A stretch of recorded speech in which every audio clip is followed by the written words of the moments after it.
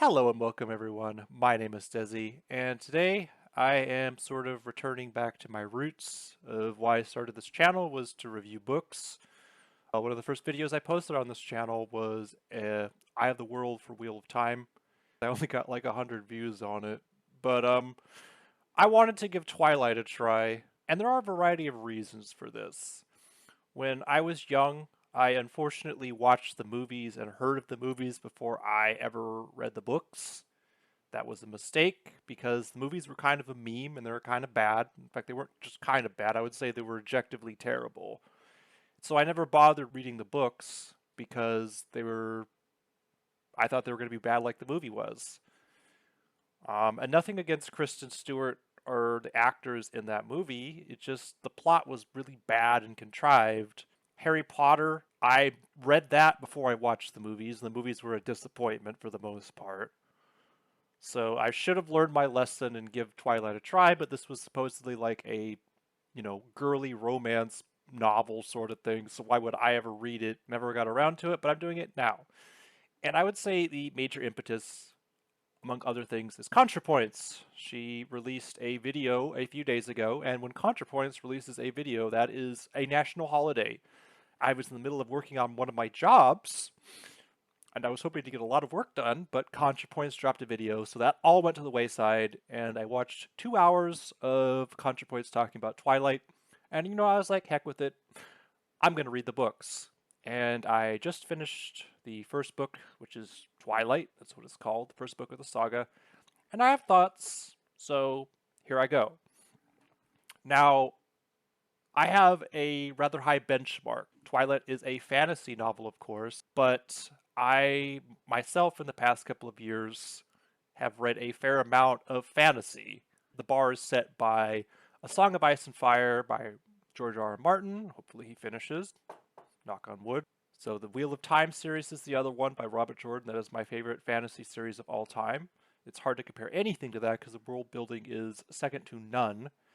And Stephen King's It, I've read that twice, and that's insanely good in terms of world building as well. And then, of course, the Witcher series, and another series called Iron Druid Chronicles. One of my neighbors was a fan of it, and I read that. So I have those kind of to compare for benchmark. And I had varying degrees of enjoyment, and I'll do a tier rating list at the end of this. But anyways, now about the author, Stephanie Meyer. Stephanie Meyer is a Mormon. At face value, that doesn't really mean anything, but it does impact her style of writing.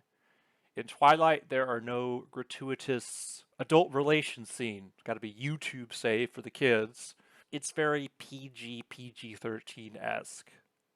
Not that it doesn't impact the themes, there's a lot of intense stuff that happens in this book series. Now, Mormon culture. They do not drink coffee, they do not drink tea, they do not drink alcohol. They say they don't swear, but they do. My best friend is Mormon, so and this is another reason why I'm reviewing this is because I do not have a biased view against Mormons. The Mormons that I've met are wonderful people. I disagree strongly with some of their religious beliefs. It's also a very sexist religion. I know those of you who are Mormon and watching, like, how come none of your prophets or one of the people high up in the church are female? It's male dominated, and I feel like the role of women is very traditionally set. You marry in your early 20s. They generally have a fairly brief courtship period. A lot of them marry late teens, early 20s, as I said, and they start having kids. And Stephanie Meyer, from what I've read in her material, is a very intelligent person. She's very educated. She, of course, followed the Mormon tradition of marrying young and having kids, early mid 20s. And that is sort of the woman's role in Mormonism. Once you're past like 25, you're almost considered like used damaged goods. So if you don't get married early and start having kids, it's looked down upon. I don't know all the nuance, but I've been around Mormons enough to know that this is a very common trend of theirs. It's a very tradcon sort of lifestyle, even though, oddly enough, several Mormons that I've met are more liberal leaning in a lot of ways. But anyways, all that aside, back in the day, I thought Mormons were just strange. I thought they were polygamous. Like, Mormons don't practice polygamy. That is a myth. Like, there are some distant sects that do practice fundamental Mormonism or whatever you want to call it, but they are few and far between. Are the more, I guess, common Mormons, and there are Jack Mormons who take things a little bit more lightly. I don't know where Stephanie Meyer falls on this, but she does have a lot of fundamental beliefs. So, all that aside, I don't have any bias against Miss Meyer. I hopefully can approach it with a clear lens without letting any of that shade me. But there are Mormon elements in this book that are different from a lot of fantasy. Again, this is written primarily for young teenagers as well. It's kind of like the Harry Potter sort of thing. Twilight is way more intense than Harry Potter. I will say that if we're using that benchmark. There's a lot more PG-13 and darker things that happen in Twilight than in the first Harry Potter book, with a few exceptions aside. So the main protagonist of the book is Basic Bella, as I call her. So with a lot of fantasy novels I read, I really try to visualize what the characters look like in the book.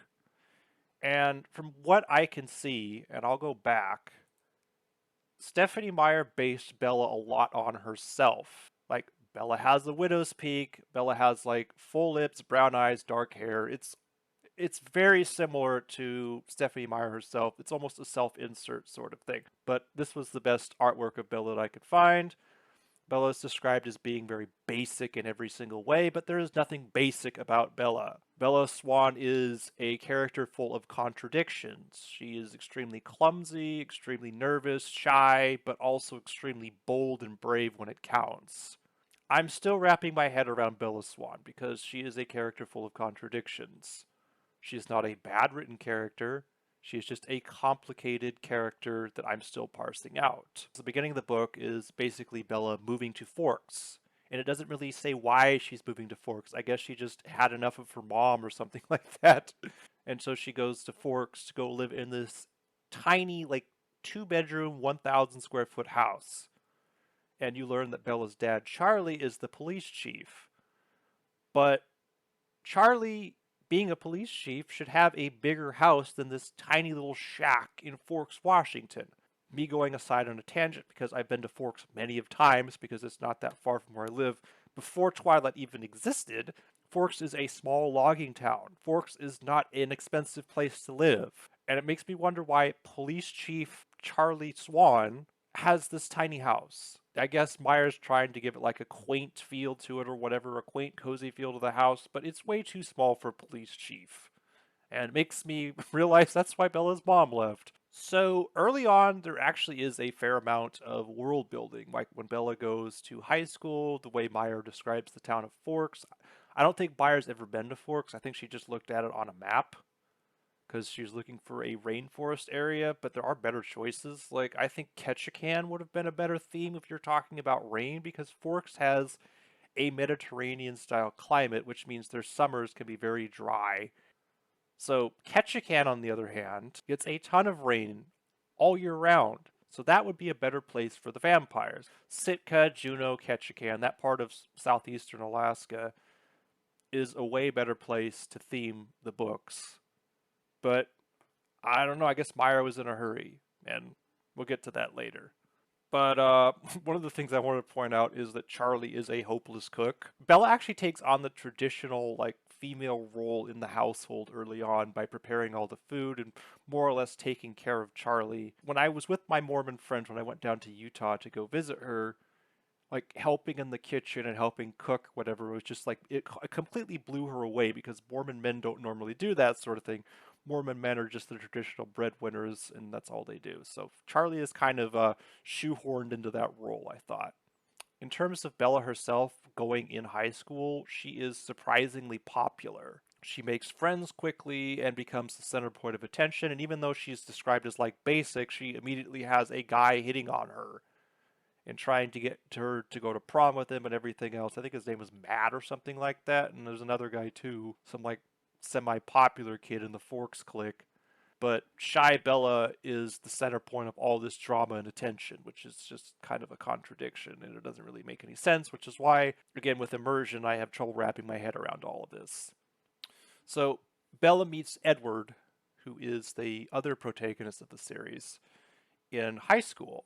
And the Colons are basically completely isolated from everybody else. They're these supernaturally beautiful people. They don't even look like they're in high school. So the Colons just stay together and don't interact with anybody else. And they're just like the center point of attention. And when Bella first interacts with Edward, he is really sus. They're in a biology class and he's like, his eyes are looking really weird and he's like, can't be around her, can't look at her.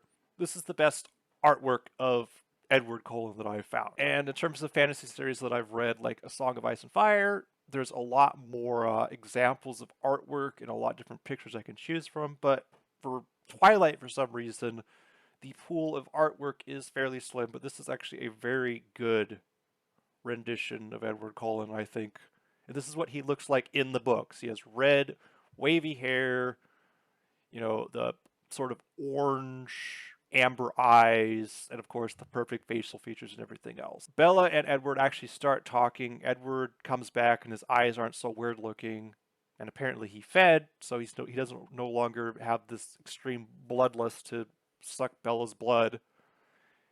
And right off the bat, Edward is really like pushy and forceful with her and has these stalker vibes. He like follows her around, and even though they're on a talking basis, he's just super weird.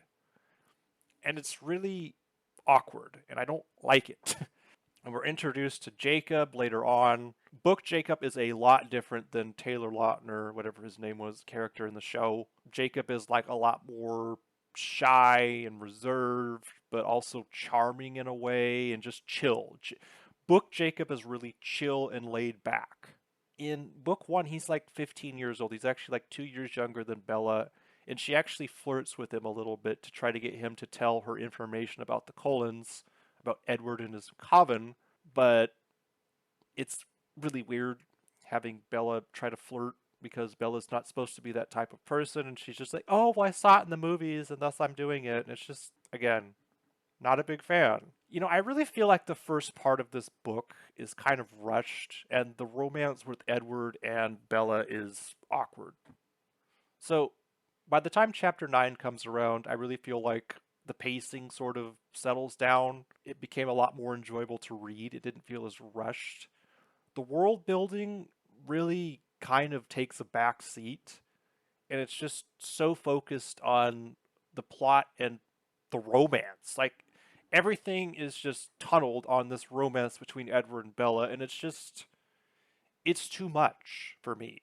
Maybe this is the appeal to the teenage girl demographic, but someone in my 30s who is a fan of fantasy and not a fan of romance is just, okay, let's talk more about the lore and the world building and stop with all this romantic crap. We already know how hot Edward is. Like, can we just please? But in chapter 9, they're driving back from Forks. Edward saves her from a potential SA. Some really bad stuff was about ready to happen to Bella, and he steps in and saves her. First thing I thought is like, well, Edward, why are you following her around? That's really strange. He describes how he feels like protective towards her. She basically says, I know what you are. And they're driving back from Port Angeles to Forks.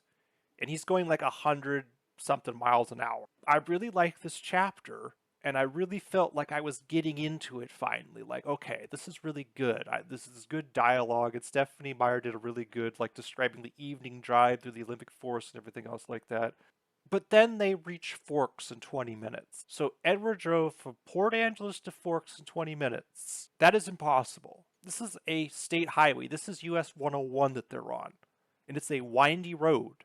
It's about a 60-mile drive, and they do it in 20 minutes. That is impossible. Most cars don't go that fast, and sure as heck, Edward's Volvo doesn't go that fast. So it really is an immersion breaker when crap like this happens. And it happens a couple of times. And it's really frustrating because I'm starting to get into it, and then Meyer just kind of drops the ball. She didn't do her research. I'll get off my soapbox there. This is where I started getting a little bit frustrated. It's the trope of the broody and desired male that all the women want, falls in love with a girl because she is unique and can't read her thoughts, and that she's a breath of fresh air, or whatever you want to call it. It's just a really tried trope. and it's kind of annoying. And again, that's another doc I have for the series as a whole. So, chapter 13. This is actually when Stephanie Meyer had her dream and what basically gave her the inspiration to write the whole book. This is a chapter that is well paced and vivid.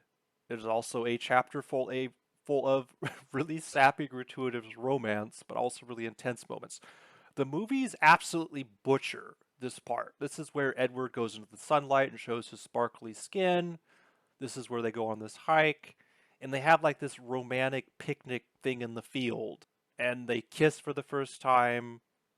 And by this time, the romance has been building for a while. And when they finally kiss, it actually feels kind of earned. So I really do kind of like the pacing here.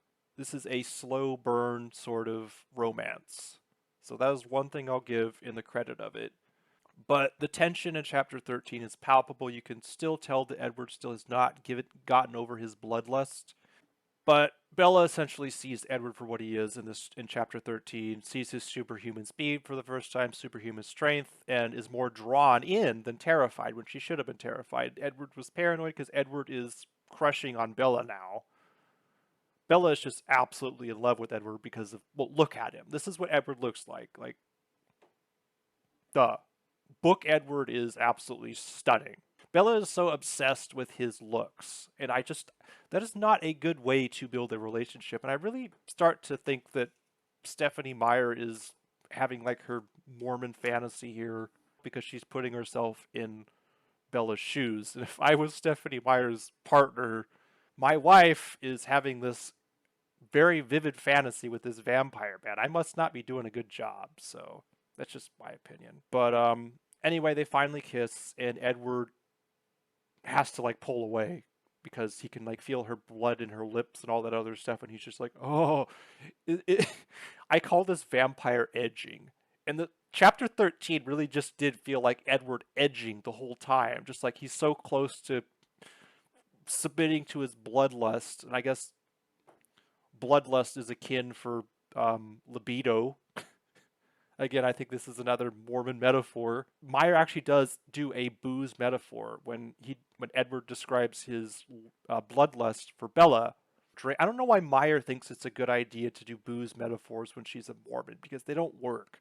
She uses stale beer and cognac as a metaphor, and then she uses heroin or whatever. So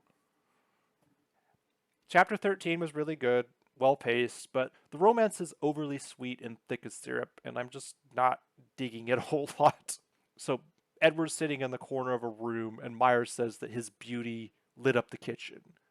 The smell of his breath made it impossible to think. And just stuff like that that makes me roll my eyes. But they have their romance arc. The romance arc comes to a conclusion, and they start dating. And actually, Bella meets his family, and actually, Edward meets Charlie, and they talk. And it's actually kind of cool. I actually enjoyed the part because Edward's like this perfect gentleman because he's like 100 years old, and Charlie, has a very favorable impression because Edward is so courteous. But now we get to the latter half. They're at a baseball game. It's actually done a pretty good job in the movie, and another coven of vampires led by this tracker vampire named James, who is a very stereotypical Disney-like villain, intercept the Cullens, and James the vampire immediately latches on to Bella, and there's no real reason why he wants to feast on Bella other than the fact that the Cullens are protecting her, and that's enough to basically make a game out of it. But very chaotic evil, very cartoonish. And once the hunt starts, I really started to get interested because it was really good tension initially, because Edward reads James' thoughts because that's one of his talents, and realizes that James wants to hunt Bella and that he won't give up for James can track her, and they try to fool him or whatever, but James is like this exceptionally good hunter, and he's always like a step behind, and they can't shake him. So Bella goes back down to Phoenix.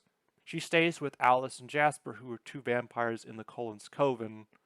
And book Alice is also a lot different than movie Alice, by the way. A lot more intense, not as just like movie Alice. I think is over the top, but book Alice is actually pretty based and grounded. And also, book Esme is probably one of my favorite characters as well. So Bella is staying with Jasper and Alice, and Bella and Alice really bond.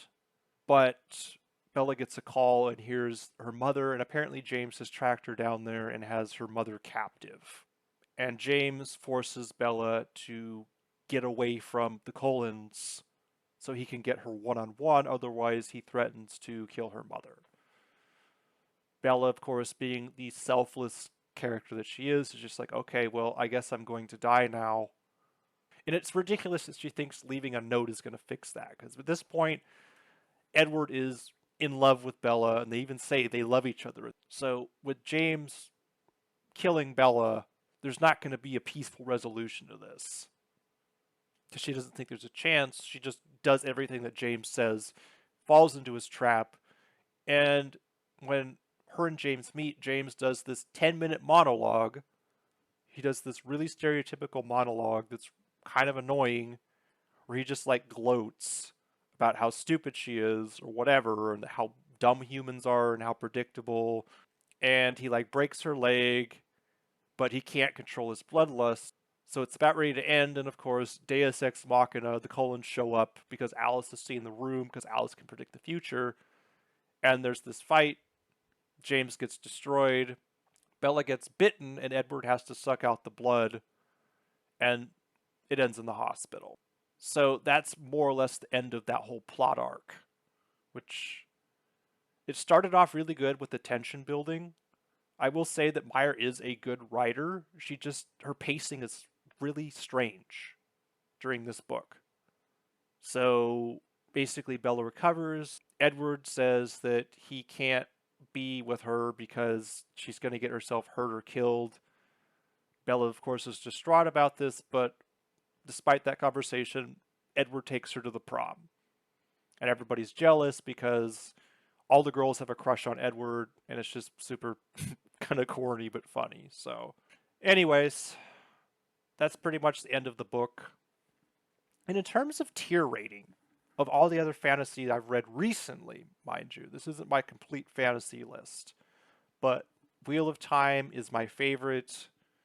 I've read the entire 13 book series twice now. I've listened to A Song of Ice and Fire 3 times. And those are S tier. Like, those two, in terms of world building and Martin's prose, are just far and above everything else. It, by Stephen King, I enjoy it, but I think that Stephen King is a bit of a rambler. I think that he is overly gratuitous with his world building sometimes, and sometimes I just roll my eyes and say, okay, get to the point. And that's sort of like horror fantasy, but I really do love Stephen King and it. And The Witcher, Last Wish, I would say is B tier, but like once you get into the books with Styria or whatever, it's easily A tier. I love the way that I love the way that the author of The Witcher writes. It seems very realistic and grounded. There are problems with his female characters, but his world building and his prose and the realism of the books and the grittiness feels great. And that's why I'm going to put it in A tier. In terms of B tier, I'm going to put Harry Potter there. The Sorcerer's Stone. I think J.K. Rowling does a way better job world building. So I'm going to put Twilight in C tier with Iron Druid Chronicles. Now the Iron Druid Chronicles, I really enjoyed at times, but the plot was pretty flimsy, and I really feel like there was a lot of gaps in logic that didn't make a whole lot of sense, and that the author just kind of shambled things together at times. I really did enjoy like some of the fantasy elements, and I love learning about Celtic lore and all that, but it just fell flat in other areas. And Twilight, I'm going to put in C tier. I did not dislike it. I would say that Twilight is mid-tier fantasy. I don't think it's great. I don't think it's bad. I think it's just okay. I don't think I'll read it again unless I get some sort of monetary compensation for it. The pacing is strange. It has its really good moments, but there's just too much flawed with the logic. Like, Edward driving so fast and never getting a speeding ticket, his stalker vibes with Bella, Bella never being creeped out by Edward's behavior and just constantly crushing on him, Bella's contradictions in her character arc, how she's extremely brave one moment and extremely, like, clumsy and scared another. Like, she's scared to go to prom, but she's not scared to meet James, this tracker hunter vampire, face to face. She's just like completely selfless or whatever, but she's scared she'll look stupid trying to dance. She's a good character, but she's too inconsistent. And that's the problem with Twilight, is the inconsistency of pacing, the inconsistency of world building. The plot is actually the strong point, I believe. The character arcs and the plot is the strong point of Twilight, and that's why I'll read the next book. If Twilight was in D tier, I'd just drop it. But Twilight is worth reading another book. And for a young reader, A Song of Ice and Fire, The Witcher, It are not meant for children. So for young readers, Twilight is a viable reading option with Harry Potter and everything else. I just think Harry Potter's world building is better and the character arcs are better in it. But so with all that said, I will read the next book. Hopefully it's better. I've heard that some of the books or the later books are better and well paced. You got to realize too that Meyer wrote these when she was 30. She wrote the first book when she was 30 years old. So, like, props to her. That's really impressive. But at the same time, I feel like it's really rushed at times. I feel like Meyer just had her dream and just filled everything out, filled everything around it. So, anyways, I hope you all enjoyed. Sorry if I was a bit long-winded at times. I'm still working on pacing myself as a video editor. So any suggestions there would be appreciated. But thank you all for watching, and I'll see you in the next one. Peace.